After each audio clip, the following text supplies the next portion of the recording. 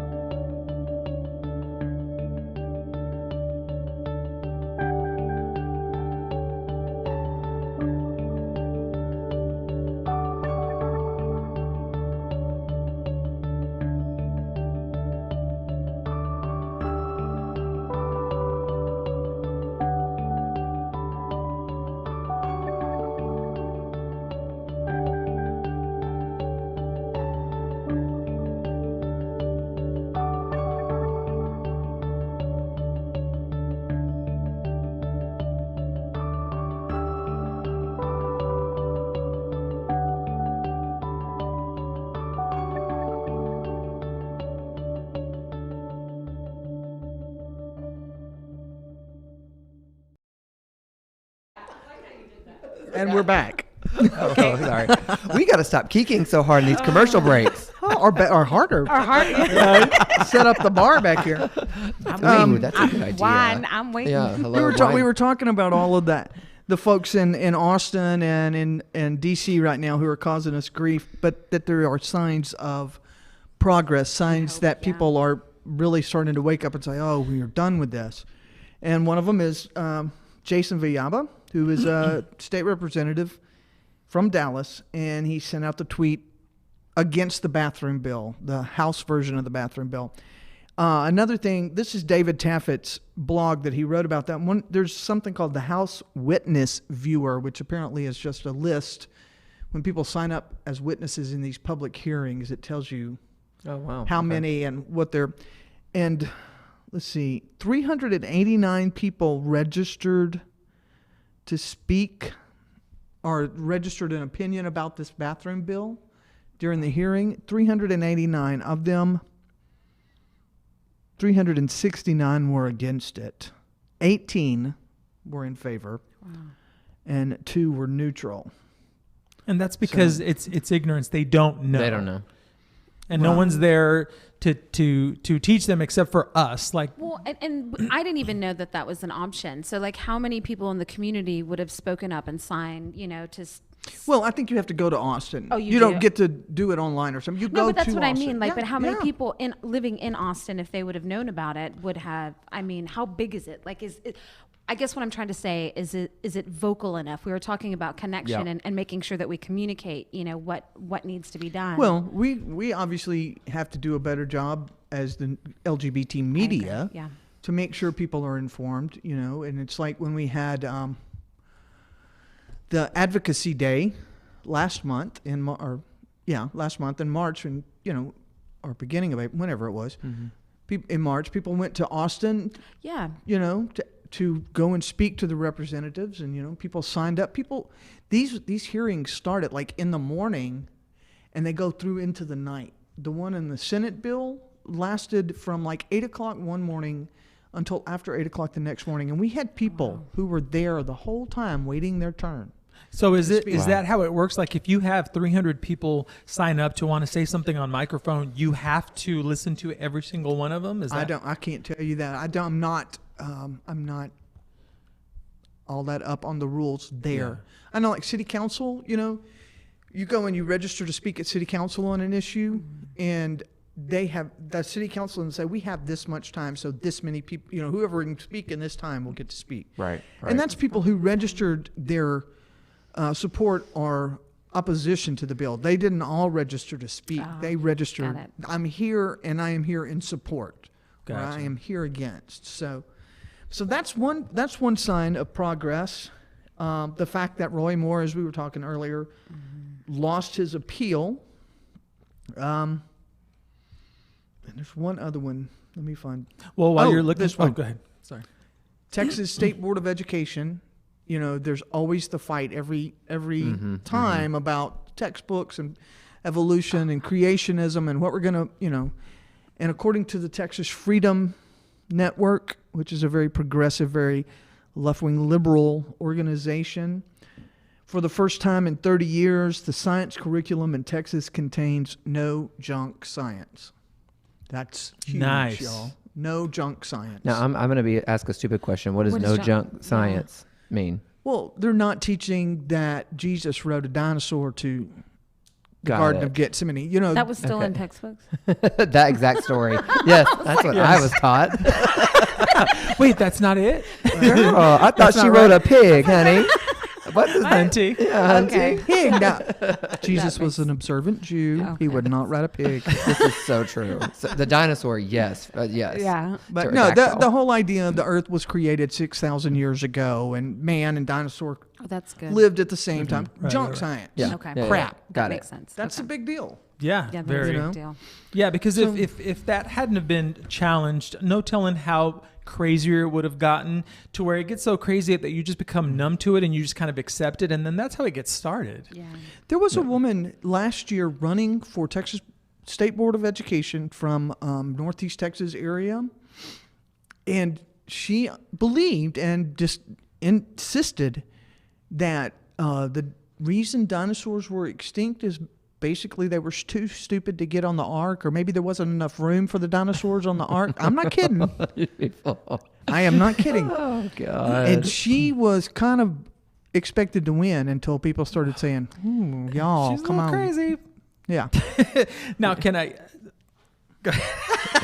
Like, where does Brady's that? trying to figure this out. I'm trying to process in my brain where that kind of belief and that kind of just blanket, just denial of everything that's out there. Where does that come from? It was Because taught, and it was that probably her that's parents. insane. The Bible. Well, she Yeah, or was she the- was an older woman, older even than me. I just can't imagine. So, Yeah. Sorry. Well, I can say I can name another reason why things are progressing in the right direction is the whole Bill O'Reilly thing, not being on Fox News now, because Exactly. Yes. he was super right-wing, conservative, and a lot of people listened to him, and now he's no longer there. Yeah. That was Yeah. a big source of fake news. Yeah. That it's, but what's interesting is what drove him off? What got them to let him go? Sponsorship. They Yeah, started but- with yeah. sponsorship. Money. The money. But- I think Money. it was money. But what were the Yeah. allegations? Oh, the sexual harassment and racism, somewhat. Okay. Yeah. So you have to have higher standards to be on Fox News than to be the president.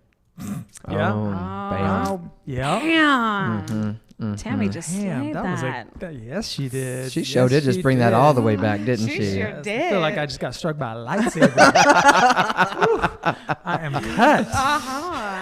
Oh my God. But no, Oh, but hail you're the absolutely right. queen, But yeah. hopefully this will, without him spouting all of that stuff on TV, hopefully it'll just bring it down a notch. I'm not saying it's going to save the world that he's not there, but still it does help for people to say, hey, you know what? This person who was saying all these things that I once agreed with is no longer on the show because he did something wrong. Maybe it'll change minds. Yeah, but then there's the person that's saying all this other thing in the presidency. So it's kind of like there's a contradiction. So Right. it's like what Tammy said. So the same thing happened with the person who's now the president of the United States, that Bill, and it's just not the same. And it just, yeah.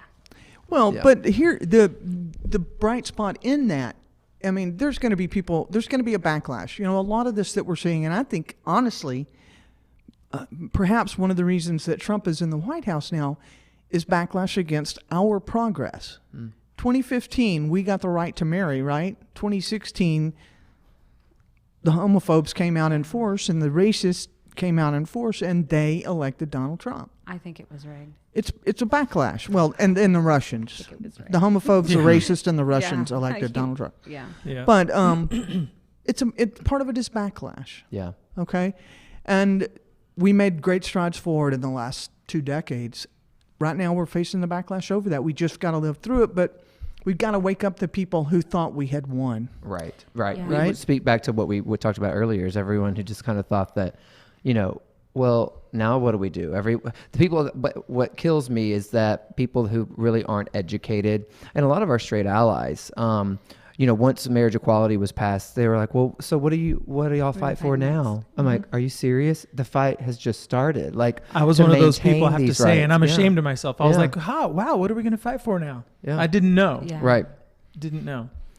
But because of all this happening, and this isn't just to plug my film, but when we were talking about expression and fighting back and art, especially, my film that's about to come out called Kicking Zombie Ass for Jesus, which is pretty much about a zombie apocalypse in a small Texas town. The survivors barricade themselves in a building, and it's made up of half gay people and the other half are Bible thumpers. Oh, wow. So it's about to be released this summer. And so, this is, again, fighting back because, we were starting to win and we won the marriage equality thing. And then you said how they just came out in droves against it. Well, now here we come fighting even harder. And that's what we have to do. And I think that's really interesting, because then the question becomes, so we're going to have to all coexist. I mean, because we have one planet, one life, we're going to all have to coexist. So how do we go about doing that? Like, how do we go about coexisting with Bible thumpers and coexisting as radical bleeding heart liberals? Like, how do we start to make those connections and bridge. And I think one of it is having people from the opposition, like this Republican, tweet things in our favor, because they're not going to listen to us because it's, we're talking, to blank. But if somebody from their own regime comes out in support of, I think they're maybe a little bit more open to receiving the information. I think so too. And Dr. Oz, I think, said it, that it's hard to hate up close, which, in my opinion, means that the more you know and the more you get to know people around you, it's hard to actually, hate someone when you're meeting them right here, like 2 feet away. For instance, a lot of my family, before I came out and before I started to educate them on LGBT rights and issues, they would say, they would say, well, I didn't know any gay people. And it's like, well, everyone actually probably knows a gay person. You just don't know that they're gay. So to get to know them, and then perhaps maybe you won't be as hateful, honestly, as hateful. And you kind of get, and I think that people that have platforms, whatever it is, I think all 4 of us have some sort of platform, and use your platform to put our issues out there and our rights out there. Because what I've learned is people listen, people read what you have to say, people watch what you have to post, and whatever you're doing, people are watching. Even if you don't think people are watching, they are. People are reading. I had no idea you read it. I had no idea. I was reading on the way here. You never know what one word or one coming out story can impact somebody else. So. Oh, and I have to say, I did not know, Miss Thing, that you also were a belly dancer. Oh yeah. Girl, what can't you do? Everything. I mean, Lord. I can't sing, so that's why I lip sync. That's the only thing I can't do. Oh, we heard you try to sing earlier about that timing clock. Almost. Yeah. Exactly. And look at Israel's looking at the clock now. We have a minute and a half. Okay, well, let me say this real quick. Yep. How do we learn to coexist? And we want everybody to come to our side. I think we break Into down. the light, I think we Carol Ann. slowly try to break down walls and these silos that we've sort of unconsciously or consciously put ourselves in aren't sustainable. I mean, like we talked about just now, I love my bubble, which I do love my bubble. But it's you got to get out there and you got to start talking to other people that perhaps don't see your point of view and try your best to not win them over, but at least somehow coexist. Yeah. See their point of view. Yeah. That's my point. Yeah, that I wanted to absolutely. make. We are not always right, y'all. Right, absolutely. I know it's hard for me to admit. I am always right. I'm, Tammy speaks for I'm like herself. 99.9% of the time, but I am not always right. We are not always right. We want them to see our point of view, but sometimes we need to sit See down, theirs. shut up, and see their point Try of to view. understand them. It's and see where they're coming it's from. meeting those that you oppose with an open mind and not with the mentality of I'm going to say this to counterpoint this. It's just meeting somebody as a human, the fact that we are all made of of flesh, and that we're all in this together. So Yeah, Absolutely. We can open our minds, and if our brain falls out, we weren't using it anyway. All right, I'm we're going. stealing that. We're going to another break, and we will be back. See you in a bit. It seems like I'm always cutting you off. I know, filter. but it's because I'm a brown woman.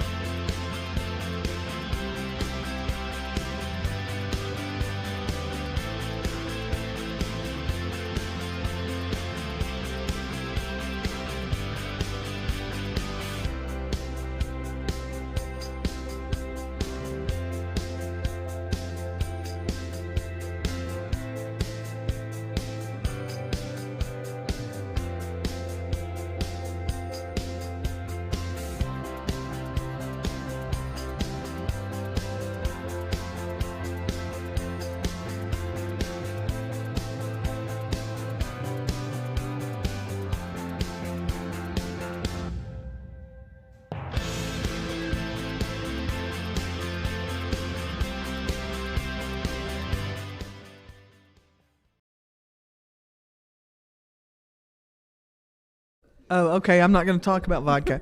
Vodka. We're going to continue. shelf. We're going to continue with what has turned out to be kind of a theme here today: is the mixture of politics and art and progress, and the part that art plays in progress. And one of the oldest artistic organizations in our community is the Oak Lawn Band. They've been around for a very long time, and they are looking for a new artistic director. Matter of fact, they were founded in 1980. Oh, wow. Okay. Nice. Yes. I wasn't born yet. I came out of the womb that year. I was 50. 20. They have maintained a slate of approximately 5 concerts every year, that whole time, playing symphonic, marching, chamber, and pep events at festivals and concerts. All volunteer, and members are from all walks of life.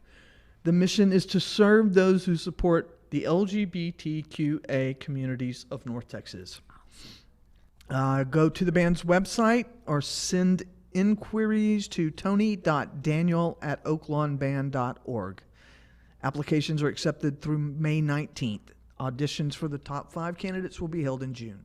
Nice. And Nice. now we're going to go talk about another artistic event, or endeavor is the right word. Yeah, our Take it away, down very here. own Israel Luna. Oh, You just yes. mentioned, you mentioned your film here, and I know that I'm interested, and I know a lot of people are interested. You have really, really, really put your name out there. Not only I think in Texas, but nationally, people know of your work, and so I want to talk about that. What is this endeavor for people who haven't heard of it? The title alone just grabs your attention. Oh, yeah. Well, when I did Ticked Off Trannies with Knives, I didn't think it was going to be like a part of a movement, because we started the whole trans conversation Yeah, you did. before I it was remember. hip, before Orange is the New Black, before Laverne Cox. Laverne actually was one of the protesters that we had. Oh, wow. Really? Yeah. There's a picture of her if you just kind of do a Google thing.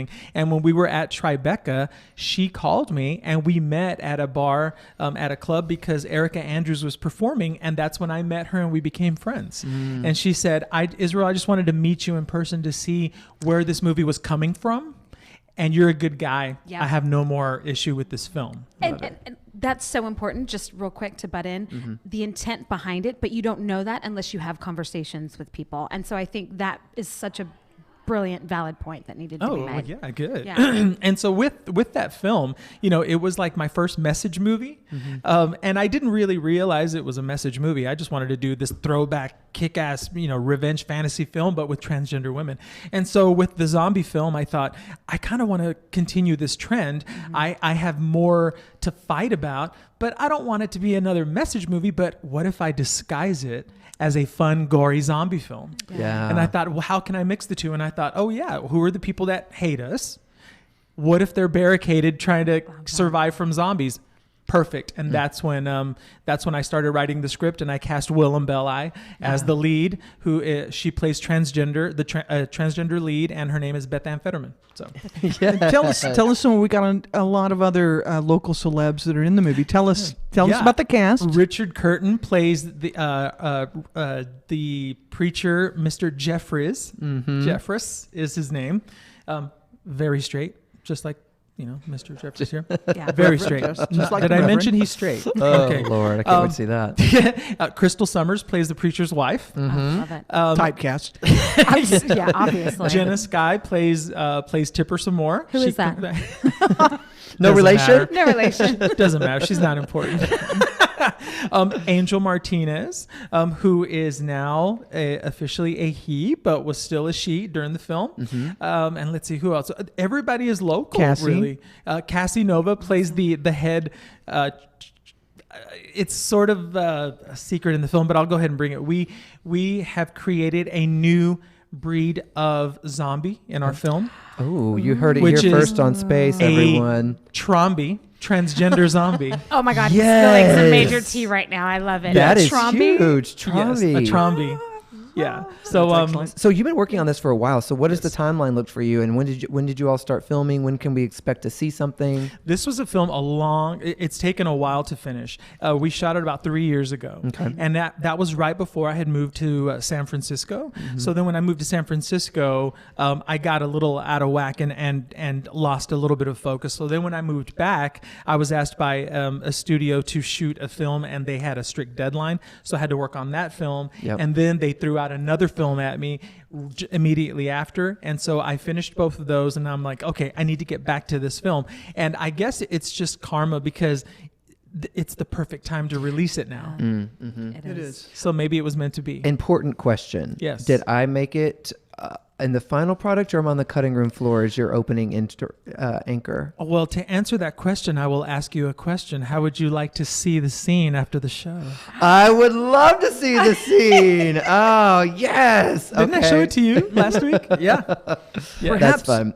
Perhaps next week we could have a little Sneak peek of Yeah, a it? little sneak peek. Yeah. Can we do that? I can totally do that. I love that. I'll put together a nice little 2-minute scene, exclusive clip from the film. Yeah. That'll be so fun. I love that your movies have created dialogues, and like circling back to the whole art thing, I think that's what good art does. I think, it challenges people's opinions, it challenges their beliefs, and I love that, without even meaning to, and that's how great art happens, without even meaning to make a message, you made a movie with a message that resonated so much that, and it impacted a whole community of people. I think that's fucking rad, Israel. Like, I agree. think you're kind of amazing. Oh, thank you very love it. much. Yeah. And with this one, with it being, it's extremely gory and it's a zombie film.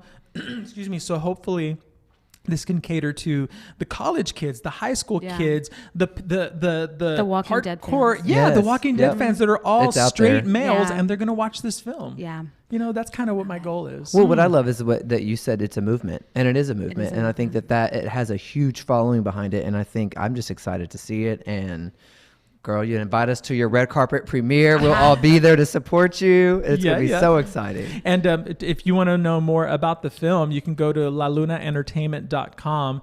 The film we're going to have our own local premiere this summer, and then it's going to be released way later. But we're here in Dallas, and because we shot it here, we're going to see it first months before anybody else. And Love it. I have to put this out there one more time. I've said it before. I'm going to say it again.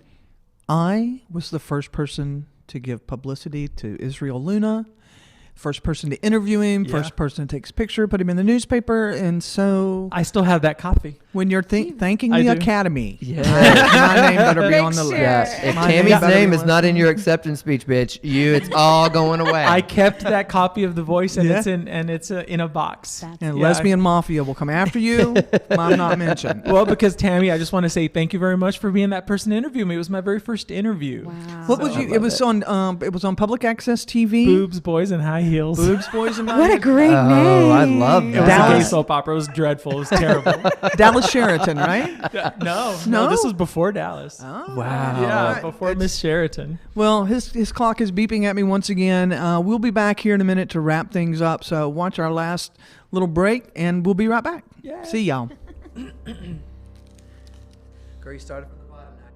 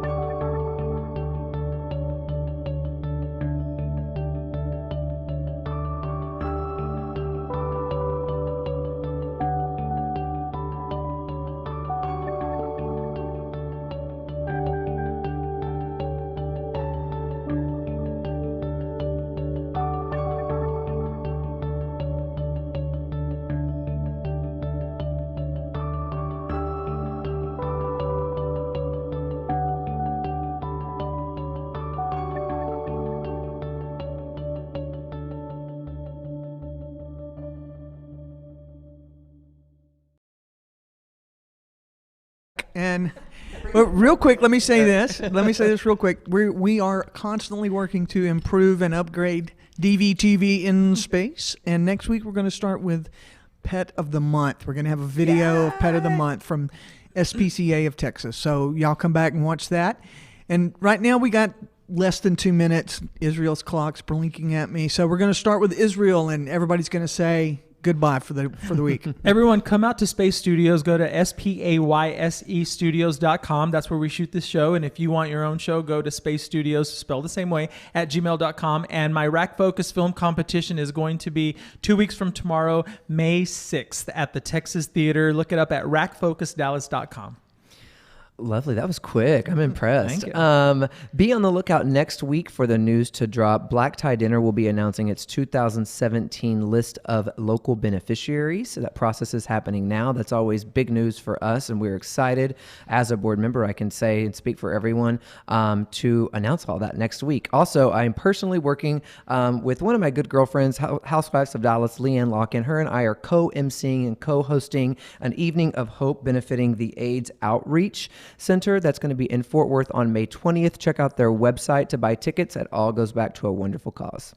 Yeah. I'm Brandy Amar Sky. Thank you for watching. I was a little bummed because I thought we were going to have the animals here next week, but we're not. It's going to be a video. You can catch me at brandyamarsky.com. I'm also pitching my memoir this week to a New York agent, so send me some love and good vibes your way. All right. Lots of love and good vibes for that. And I'm Tammy Nash. I'm managing editor for Dallas Voice. And make sure to tell them to pick up this week's Dallas Voice. This is our Great Spaces Home and Garden issue. Yes. Lots of good information in there. Stuff we didn't even talk about today. So y'all pick that up and read it. DallasVoice.com. And look for us there. We'll see y'all next week. Right here. Bye. Oh, geez, out. Bye.